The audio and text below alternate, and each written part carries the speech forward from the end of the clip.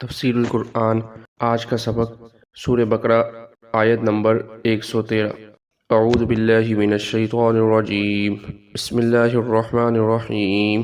وقالت اليهود ليست النصارى على شيء وقالت النصارى ليست اليهود على شيء وهم يتلون الكتاب كذلك قال الذين لا يعلمون مثل قولهم فالله يحكم بينهم يوم القيامة فيما كانوا فيه يختلفون۔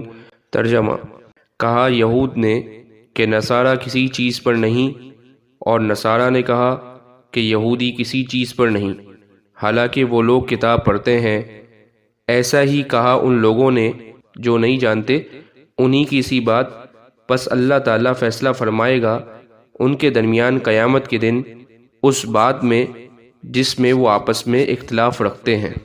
اس آیت مبارکہ کی تفسیر میں یہ بات لکھی ہے کہ حضرت ابن عباس رضی اللہ عنہ سے روایت ہے کہ جب نجران کے نصارہ رسول اللہ صلی اللہ علیہ وسلم کی خدمت میں حاضر ہوئے تو یہودیوں کے علماء بھی وہاں پہنچے۔ دونوں فریقوں نے وہیں خدمت عالی میں حاضر ہوتے ہوئے آپس میں مباحثہ شروع کر دیا۔ یہودیوں میں ایک شخص رافع بن حریملہ تھا۔ اس نے نصارہ سے کہا کہ کسی چیز سے تمہارا کوئی تعلق نہیں اور نہ کبھی تھا۔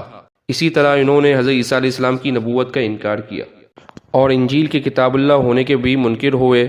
نصارہ کو مقابلہ میں جواب دینے کا جوش آیا تو ان میں سے ایک شخص نے یہودیوں سے کہا کہ تم کسی چیز پر نہیں ہو، یعنی تمہارے دین کی کوئی اصلیت اور بنیاد نہیں، اللہ تعالیٰ کی کتاب سے تمہارا کوئی تعلق نہیں اور نہ کبھی تھا۔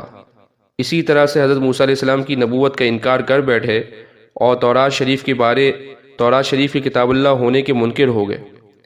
اللہ جل شانہ نے آیت بالا نازل فرمائی اور دونوں جماعتوں کے دعوے ذکر کر کے فرمایا وَهُمْ يَتْلُونَ الْكِتَابَ، یعنی ہر فریق اللہ کی کتاب پڑھتا ہے۔ حضرت موسیٰ علیہ السلام اور حضرت عیسیٰ علیہ السلام کی رسالت کا علم ہوتے ہوئے ان کی رسالت کے منکر ہو رہے ہیں۔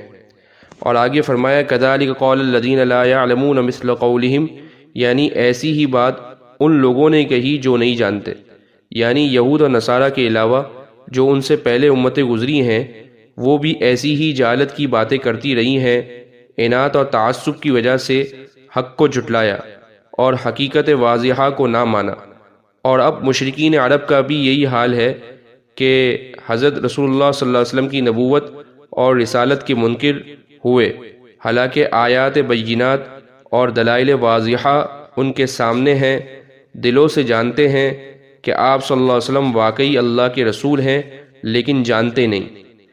آگے آخر میں فرمایا فَاللَّهُ يَحْكُمُ بَيْنَهُمْ يَوْمَ الْقِيَامَةِ فِيمَا كَانُوا فِيهِ يَخْتَلِفُونَ، کہ قیامت کے دن اللہ تعالیٰ ان سب کو جمع فرمائیں گے اور عدل کے ساتھ ان کے درمیان فیصلہ فرمائیں گے، اور اس فیصلے سے سب پر حق ظاہر ہو جائے گا اور باطل کا پتہ چل جائے گا۔